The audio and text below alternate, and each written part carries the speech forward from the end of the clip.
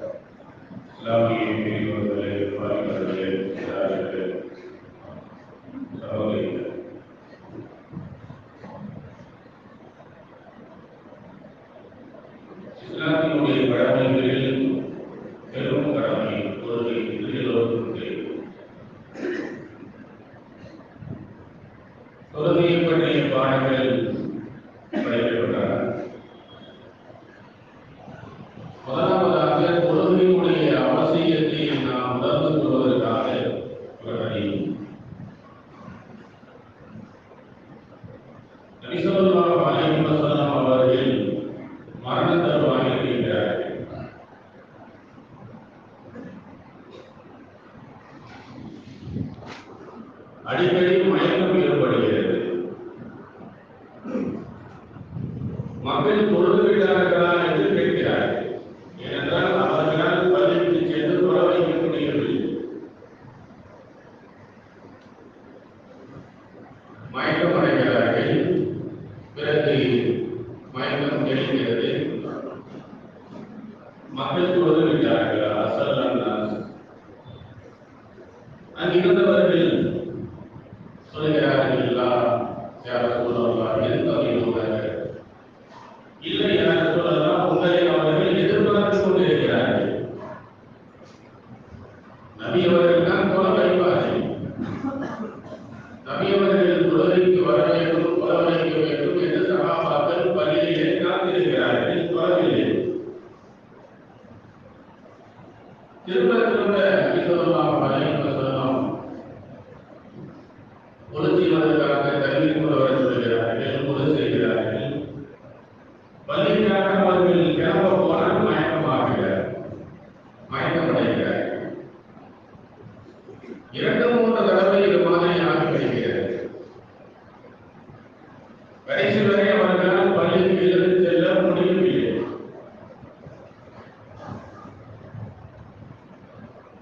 பிறகு அபூபக்கர் சித்தீக் ரலியல்லாஹு தஆலா அவர்களுக்கு ஆணையிடுகிறார்கள் என்று சொல்லலாம். அபூபக்கர் அவர்களை தொலைவைக்கு சொல்லுங்கள். ரொம்ப இலகிய மனம் படைத்தவர்கள் அபூபக்கர் சித்தீக் ரலியல்லாஹு தஆலா. தொலைவைக்கு சொல்லி நபி அவர்கள் சொல்லி அனுப்புகிறார்கள் என்றால் நபி அவர்கள் எந்த அளவு இயலாமையில் இருக்கிறார்கள் என்பதை அவர்கள் விளங்கிக் கொள்கிறார்கள். உடனே நீ போய் தொலைவை என்று சொல்கிறார்கள். இல்லை, நீங்கள் தான் அதற்கு தகுதியானவர்கள் என்று குமார் அவர்கள் மறுத்து விடுகிறார். பிறகு ஒரு வழியாக அபூபக்கர் சித்தீக் ரலியல்லாஹு தஆலா தொழுகை நடத்தி கொண்டிருக்கிறார்கள். அதன் பிறகுதான் நபி ஸல்லல்லாஹு அலைஹி வஸல்லம் 2 சஹாபாக்கள் கை தாங்களாக தாங்களாக எழுந்து வர முடியாத அந்த நிலையில் 2 சஹாபிகளை அழைத்து அவர்களை தமக்கு ஊன்றுகோலாக 2 சஹாபாக்களுடைய கை தாங்களாக நபி ஸல்லல்லாஹு அலைஹி வஸல்லம் வலியுறுத்துகிறார். இந்த ஹதீஸ் நமக்கு எதை சொல்லுகிறது என்றால் தொழுகையினுடைய அவசியத்தை நமக்கு சொல்லுகிறது. நபி ஸல்லல்லாஹு அலைஹி வஸல்லம் வீட்டிலேயே தொழுதிருக்கலாம். எழுந்து நடந்து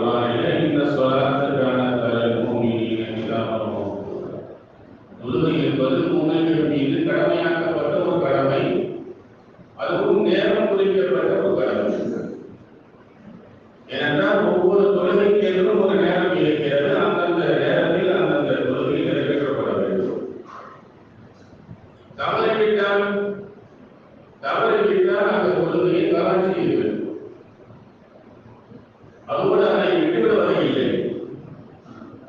நேரத்திற்கு தொட வேண்டும். நேரம் தவறிவிட்டால் அதை தான் செய்யும். தவறிடுச்சு அதனால் அந்த தொழுகை போயிடுச்சு அப்படின்னு அந்த கருத்தை இல்லை. அந்த தொழுகை என்பது நேரம் குறிக்கப்பட்ட ஒரு கடமை. அது மிக அவசியமான கடமை என்பதை நபி ஸல்லல்லாஹு அலைஹி வஸல்லம் சொல்லியிருக்கிறார். தொழுகையுடைய பாடங்களில் நிறைய விஷயங்கள் நமக்கு சொல்லப்பட்டிருக்கின்றன. இரவு தொழுகை கடமை அல்லாத தொழுகைகளில் உயர்ந்த தொழுகை என்றால் அது இரவு தொழுகை. தஹஜ்ஜுத் தொழுகை என்று நாம் கூறுகிறோமே அப்படியான தொழுகை, அந்த தொழுகை. நபி ஸல்லல்லாஹு அலைஹி வஸல்லம் ஒவ்வொரு இரவிலும் தொழுவார்கள். கடமையான தொழுகை போக தூங்கி எழுந்து இரவிலே தொழக்கூடிய தொழுகை. ரமலானுடைய காலம், குறிப்பாக ரமலானுடைய காலத்தில் இரவு தொழுகையை நபி ஸல்லல்லாஹு அலைஹி வஸல்லம் அவசியப்படுத்துகிறார். அது ஒரு சுன்னத் மார்க்க. அப்படி அவசியப்படுத்தப்பட்ட நேரத்திலே சஹாபாக்கள் பள்ளிக்கு வந்து தொழுகிறார்கள். நபி ஸல்லல்லாஹு அலைஹி வஸல்லம் வீடும் பள்ளியும் அருகருகேதான். வீட்டினுடைய பகுதியில் நபி ஸல்லல்லாஹு அலைஹி வஸல்லம் தொழுகிறார்கள். பள்ளிக்கும் வீட்டுக்குமான இடைப்பட்ட சுவர் கொஞ்சம் உயரம் குறைவானது. அதாவது பள்ளியிலிருந்து பார்க்க தெரியும் நபி அவர்கள் தொழுகின்ற அவர்கள் இருப்பதை புனைவது எல்லாம் தெரியும். அவர்கள் தங்களுடைய வீட்டில் அதற்கென்று ஒதுக்கப்பட்ட அந்த அறையில் தொழுது கொண்டிருக்கிறார்கள். பள்ளிக்கு வந்த சஹாபாக்கள் நபி அவர்கள் தொழுவதை பின்தொடர்ந்து பள்ளியில் தொழுகிறார்கள். 2-3 நாட்கள் இதை போல் செல்கிறது. பிறகு நபி ஸல்லல்லாஹு அலைஹி வஸல்லம் அந்த இடத்திற்கு வரவில்லை. காலையில் சுகுருக்கு தான் வருகிறார். கேட்கப்பட்ட போது நபி அவர்களே சொன்னார்கள், உங்களுடைய செயல்பாடு எனக்கு தெரியும். என்னை பின்பற்றி நீங்கள் பள்ளியிலே தொழுது கொண்டிருக்கிறீர்கள். நான் இந்த தொழுகை உங்கள் மீது கடமையாக விடுமோ என்று நான் அச்சப்படுகிறேன். இரவு தொழுகை நாம் அதை தராவீஹ் என்று முன்னிரவிலே தொழுகை என்று சொல்லுகிறோம். அது கடமையாக விடக்கூடாது. நீங்கள் வந்து தொழுவதை அல்லாஹ் பார்க்கிறான், மலக்குகள் பார்க்கிறார்கள், பதிவு செய்கிறார்கள், உங்களுடைய அமல்களை அல்லாஹ்விடம் சமர்ப்பிக்கிறார்கள். இந்த நிலையில் இந்த தொழுகை உங்கள் மீது கடமையாக்கப்பட்டுவிட்டால் அது சிரமமாகிவிடும். அது கடமையாக்கப்பட்டுவிடும் என்று நான் அஞ்சி நான் இன்று வரவில்லை என்று சொல்கிறார். இது இந்த சமுதாயத்தின் மீது இருக்கக்கூடிய அக்கறை. தொழுகை கடமையானது. கடமையான 5 நேரம் தொழுவது அது ஒரு பெரிய ஒரு சுமையாகத்தான் இருக்கிறது. அல்லாஹ் குர்ஆனிலே சொல்கிறார், இல்லா அல் காஷி,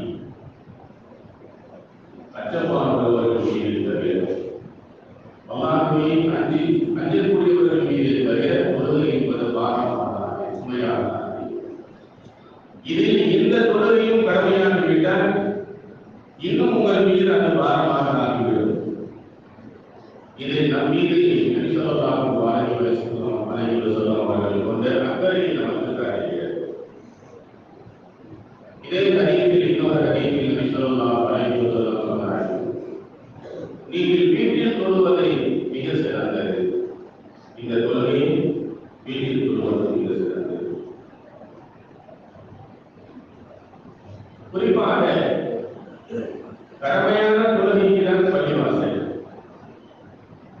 மீதி தொழுகை சுன்னத்தான தொழுகை இது மாதிரியான சொல்ல போனால் கடமையாக்கப்பட்ட தொழுகையினுடைய சுன்னத்துகளை கூட வீட்டில் தொழுவது மிக சிறந்தது. ஏனென்றால் வீட்டை நாம் தொழாத இடமாக, மௌத்தாக்களுடைய இடமாக, மரணித்தவர்களுடைய இடமாக நாம் ஆக்கிவிடக்கூடாது.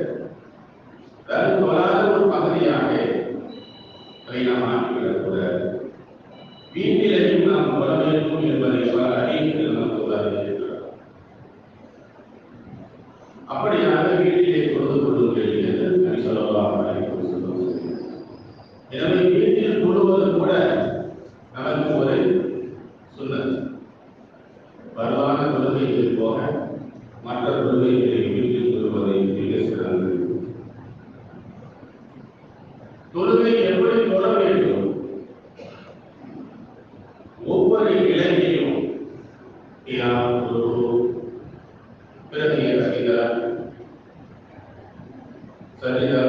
ஒவ்வொரு இடம், அதாவது ஒவ்வொரு இலைக்கால் ஒவ்வொன்றையும் பூரணமாக செய்வது, அவசரமில்லாமல் செய்வது. ஒரு நிலையிலிருந்து அடுத்த நிலைக்கு அவசரப்பட்டு செல்லக்கூடாது.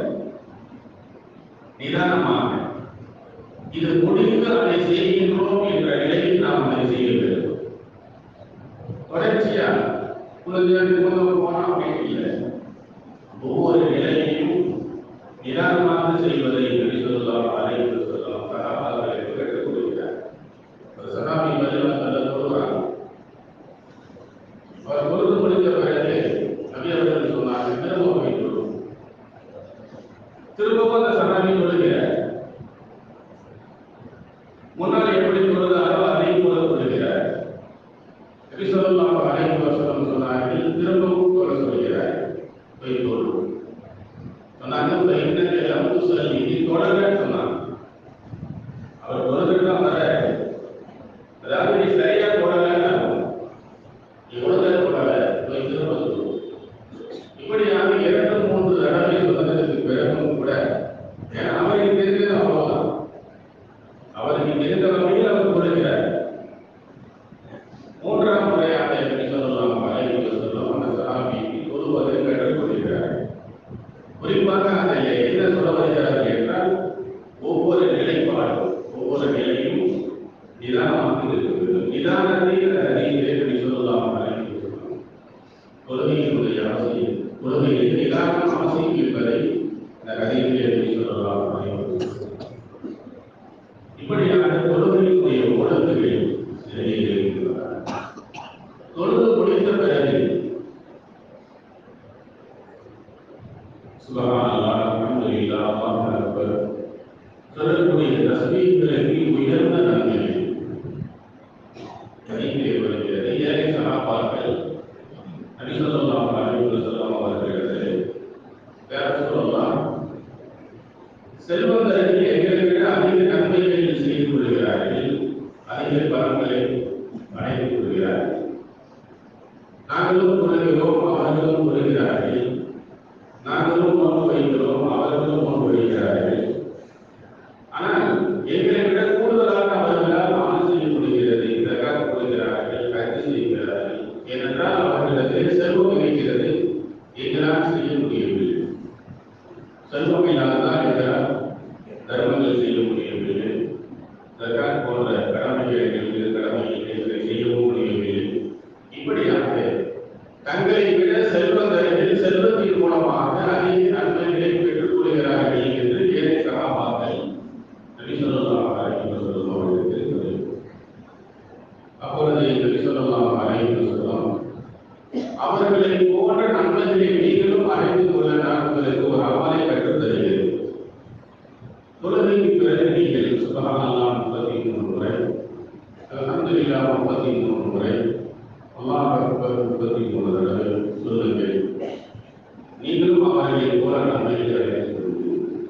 உங்களை போன்று யாராவது செல்வந்தர்களை செய்கிறார்கள். ஏனென்றால் பெரும்பாலும் செல்வந்தர்களை பொறுத்தவரை வேலை அதையும் பொருள் கொடுத்தாலும் சலான் கொடுத்து அவசரமாக போயிடுவான். இந்த தஸ்பீஹில் உட்கார்ந்து அவங்களுக்கு ஓதுறதுக்கான நேரங்களோ அவகாசங்களோ பொறுமை இருக்கிறது. இப்போ கூட பாருங்க, தொழுதுகிட்டே இருப்பாங்க, போன் அடிக்கும். சலான் கொடுத்ததுக்கு போனை எடுத்துக்கிறாங்க. இது போன் வைக்கிறது ஒரு பெரிய ஒரு, அது நல்லதா கெட்டதா பட்டிமன்றத்தில் வைக்கலாம் போகுது. தொழுகையை அறிவிக்கிறது பெரும்பாலும் தவிர்த்து விடுது. சுவிட்ச் ஆஃபில் போட்டிருக்கேன், யாராவது சைலண்டில் போட்டிருக்கேன், அது மாதிரி அடிச்சு பலருக்கும் கிடைச்சல் ஆகிடுது. பல பேர் தொழுகையில போனை ஆஃப் பண்ணலாம். 2-3 தடவை செஞ்சீங்கன்னா தொழுகையை பார்த்து ஆகிடும்.